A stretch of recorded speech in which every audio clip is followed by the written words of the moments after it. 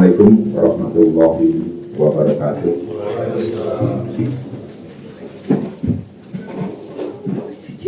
Yang saya hormati Ketua KNKT, Direktur Lalu Lintas Laut, Komandan Khusus Tempur Laut, Direktur Koperasi Basarnas, yang saya hormati para FKPD hadir di sini, Pak Kapolres, perwakilan Kodim, perwakilan dari Kansar, kemudian KSOP Surabaya,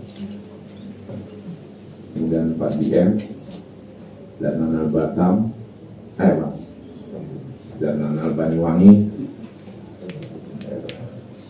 kemudian seluruh underwater, dan kita alhamdulillah kedatangan dari unit UIT JBM yang nanti juga bisa memberikan suatu gambaran situasi yang ada, karena ada korelasinya dengan apa yang kita kerjakan hari ini. Bapak Ibu sekalian, sebagaimana yang kami sampaikan saat pagi rencana kerja kita hari ini, ya, dari hasil penemuan 2 korban tadi pagi pada pukul 06 WITA dan 07 WITA, dan sekarang satu lagi dalam proses evakuasi. Dari 2 tersebut, hasil koordinasi dari seluruh darat, Pak Kapolres, 1 teridentifikasi ya, 1 teridentifikasi, 1 masih proses, dan 1 lagi dalam proses evakuasi. Kemudian saya masuk ke kegiatan seru laut yang masih melaksanakan pendeteksian bawah air ataupun pencitraan bawah air yang dilakukan. Nah, ini kita mulai dulu yang kegiatan balik lagi. Nah, ini balik terus. Nah, ini yang kedua, sudah tadi korban yang kedua nih sudah kita serah dari Jembrana, Rumah Sakit Umum Daerah Jembrana, kita geser ke Rumah Sakit Umum Blambangan. Ya, tadi baru masuk sekitar pukul 13. Sekarang proses identifikasi. Dan 1 lagi penemuan hari ini sedang proses evakuasi. Lanjut. Ini kegiatan dari seluruh darat, baik itu Kapolres dan jajaran Polres dan jajaran Kodim, tetap kita menggelar dan mensosialisasikan sepanjang pantai Ketapang. Demikian juga yang di Gilimanuk. Makanya tadi temuan nelayan Gilimanuk kita geser ke wilayah sini. Lanjut, ini pergerakan kegiatan seru underwater yang komandan serunya Pak Haran. Ini beliau mengorganisir kegiatan ini di bawah supervisi dari Dan Buspurla, ya, mulai dari perahu karet dan para penyelam, ROV, pengecekan alat selam sebelum digunakan, namun gonogonya masih menunggu hasil dari observasi bawah air. Lanjut,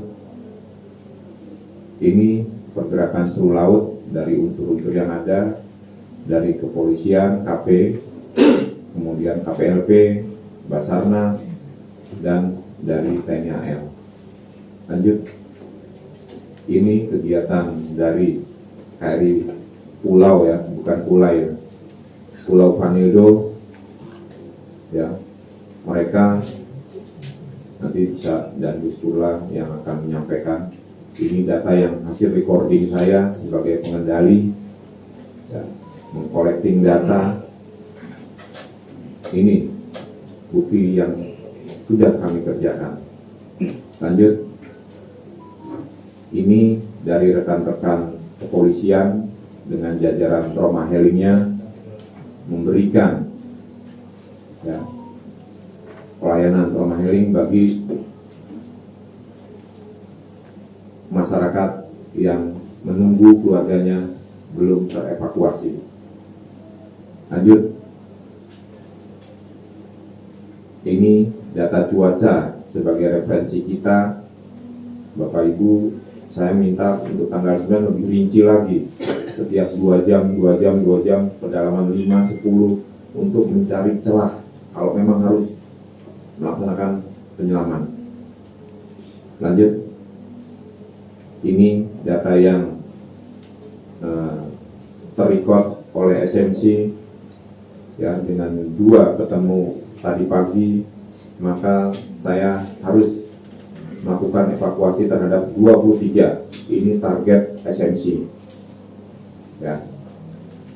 Selanjutnya saya minta kami mohonkan kepada Danbus untuk melanjutkan apa yang telah dilakukan oleh KRI Pulau Panildo dan tim hidrografi. Tolong ditampilkan slide yang bahan yang saya kirim 2 ya. Silakan.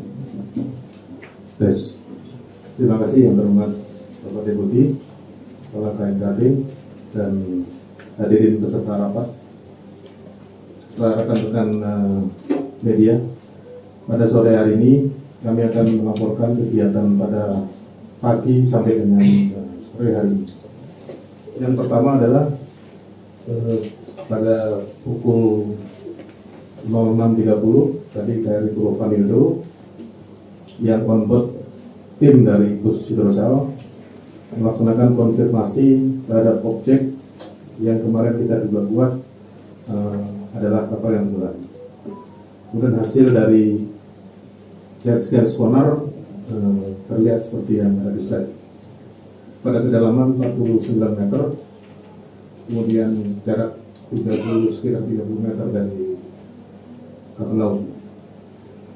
Kemudian pada pukul 07.30, tim dari Westi Bawah Air dipimpin oleh Kadis Lambair melaksanakan konfirmasi dengan menggunakan kamera bawah air atau underwater kamera, menurunkan kamera di titik tersebut untuk videonya.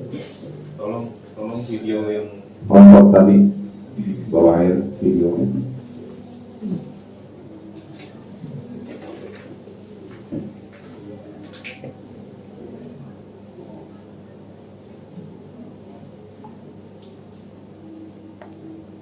Ya, mainkan. Ini adalah gambaran situasi bawah air.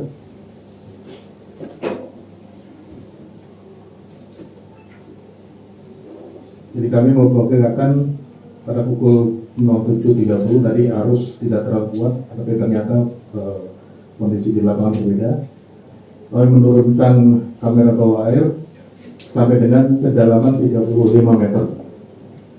Tapi setelah kedalaman 35 meter, kamera tersebut hanyut oleh air sehingga tidak bisa terdeteksi yang lain. Tapi sebelum hanyut, kita masih bisa monitor objek yang ada di bawah air.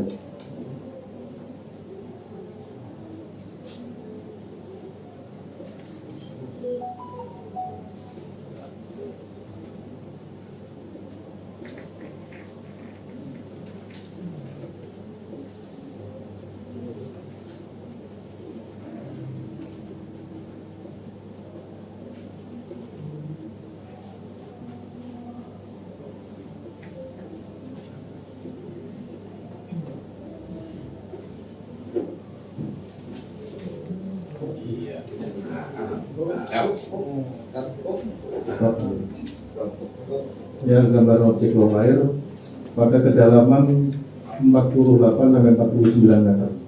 Ya. Dengan kondisi yang seperti terlihat di kamera seperti slide. Kemudian pada siang hari jam 14.00 TNI AL yang kemarin sudah disampaikan akan mengirimkan KRI 3 tambahan dari Pusat Resel. Hari ini jam 14.00 sudah berada di lokasi dan langsung melaksanakan pemediaan bawah air, sehingga pada siang hari ini kita sudah ketambahan satu lagi dari KRI 3 dari Pusat Resel, yang harapannya besok pagi akan lebih memperjelas ataupun memperkuat posisi kapal yang ada di objek bawah air. Demikian yang bisa saya sampaikan. Baik, rekan-rekan media, sudah ada kemajuan dari progres kegiatan kita dalam operasi SAR, baik itu dari seru darat, seru laut, dan seru underwater. Kemudian seru udara, kita masih standby untuk meminimais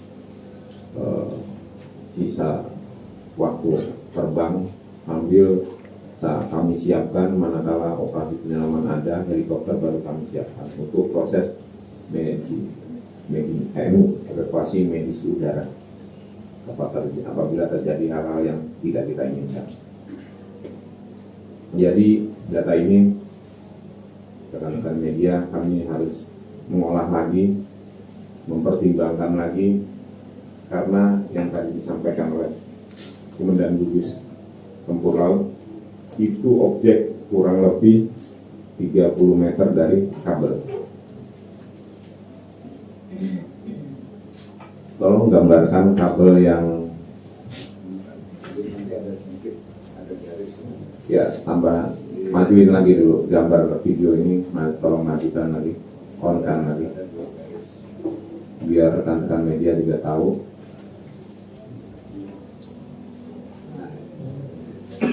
Nah, stop.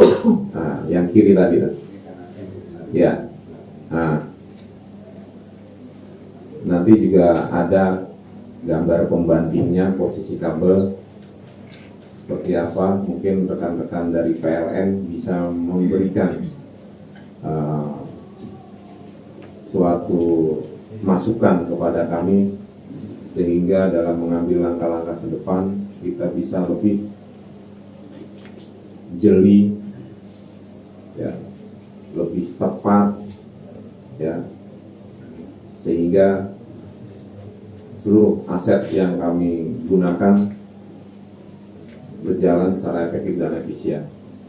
Kembali ke kabel, ya, yang satunya lagi, yang warna, yang ada titik dotnya, bukan yang itu, yang kemarin.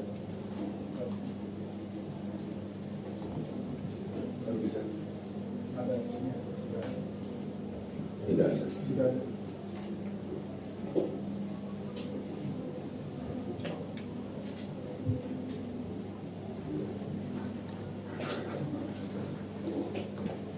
Ya, tolong dibesarkan data ini. Ya, dari penyampaian Komandan Gugus Tempur Laut Pak Endra, data yang divalidasi adalah referensi 4, betul ya? Antara 7 dan 4, ya. Jarak 7 sama 4, yang hitam yang merah di atas dengan yang hitam itu 124 meter jaraknya. Ya. Tapi dari kabel kurang lebih 30 meter. Ya. Ini data yang kami miliki. Mudah-mudahan ini menjadi valid dan bisa kami laporkan kepada jajaran pimpinan, sehingga langkah-langkah kami juga harus lebih tepat lagi. Namun dari referensi kabel laut yang ada tergelar 4 ini, kami mohonkan masukan pencerahan dari rekan-rekan PLN sehingga dalam pengambilan langkah tidak terjadi segala sesuatu yang tidak kita inginkan. Bapak Ibu perlu ketahui, ini kabel suplai listrik Jawa Bali. Berdasarkan data yang sudah kami telusuri, satu kabel itu berkisar 150 kilovolt. Mungkin Pak Idan berkenan, kami persilakan. Baik, bismillahirrahmanirrahim. Assalamualaikum warahmatullahi wabarakatuh. Waalaikumsalam. Yang kami hormati seluruh peserta yang ada di sini, tentunya para stakeholder. Sebelumnya kami ucapkan terima kasih kepada seluruh jajaran ya. Ada TNI AL, Basarnas, ada perwakilan dari Kodim, KNKT, kemudian dari kepolisian, ASDP ya, yang mungkin mohon maaf jika ada yang kelewat.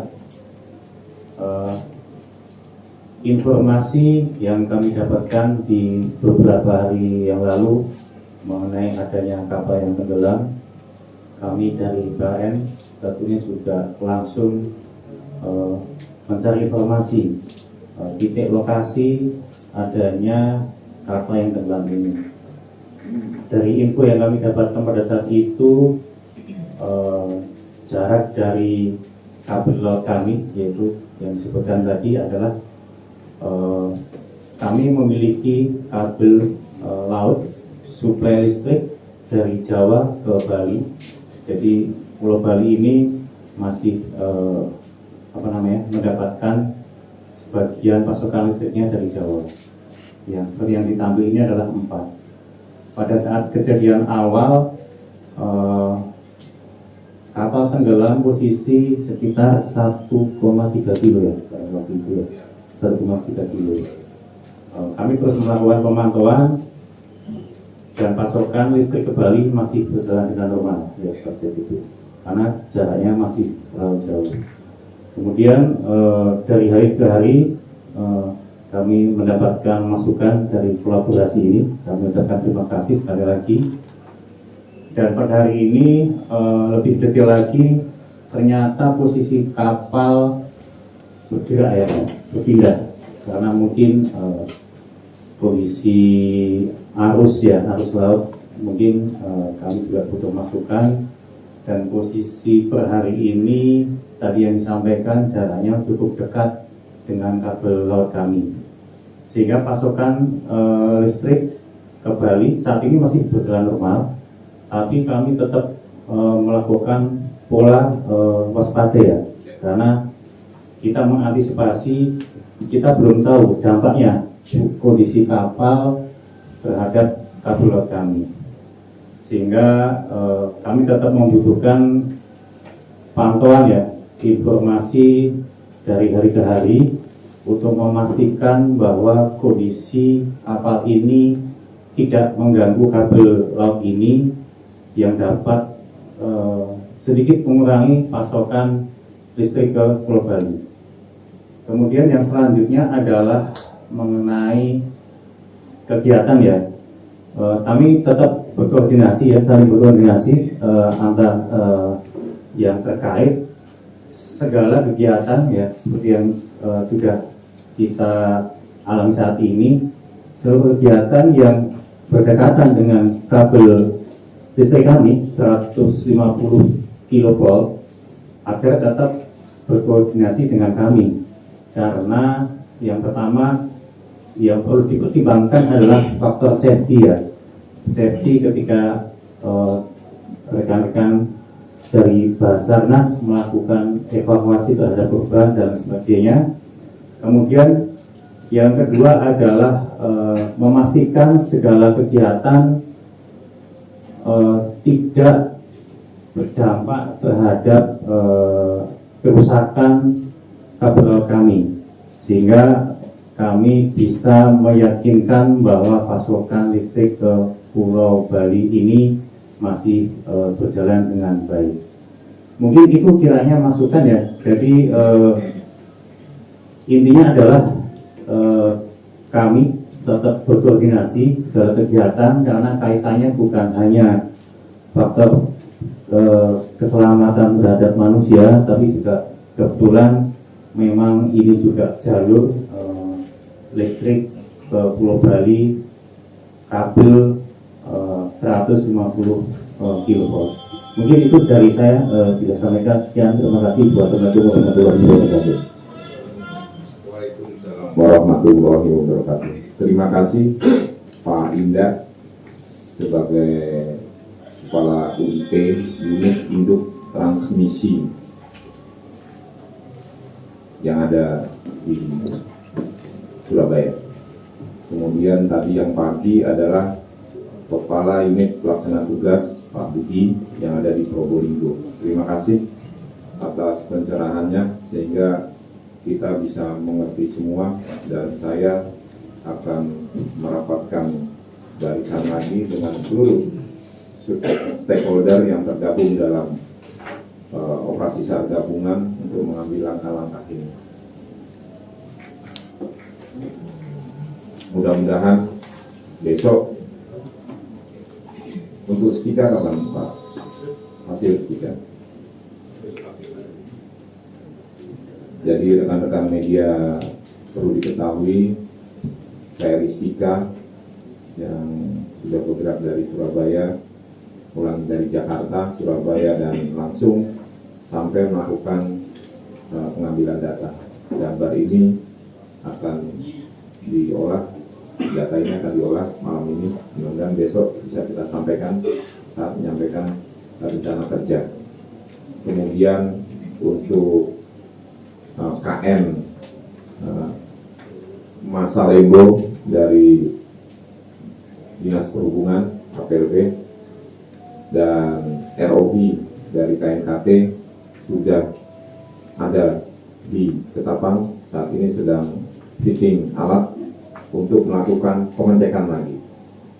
Jadi mohon diketahui rekan-rekan media, karena perbedaan posisi objek di bawah air ini bisa terjadi pergerakan. Ya, kita akan konfirmasi dengan hasil nanti dari Spika bagaimana, apakah masih tetap jarak dari kabel 30 meter atau bergeser, kita belum tahu. Saat ini pernyataan dari Pak Indah, Kepala UG PLN, belum ada gangguan. Ini yang menjadi pegangan kami. Namun untuk operasional penyelaman memang sebaiknya berkoordinasi dan tidak disarankan. Kami menggunakan ROV dan alat peralatan yang kami miliki untuk meyakinkan, sehingga kami perlu konsolidasi lagi ataupun koordinasi dengan seluruh pemangku kepentingan agar langkah-langkah ini bisa tepat dan cepat. Saya rasa ini rilis dari kami SMC.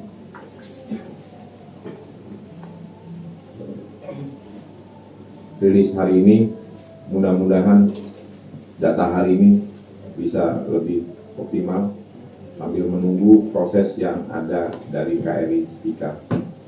Demikian, lebih kurangnya saya mohon maaf. Wabillahi taufiq wal hidayah. Wassalamualaikum warahmatullahi wabarakatuh.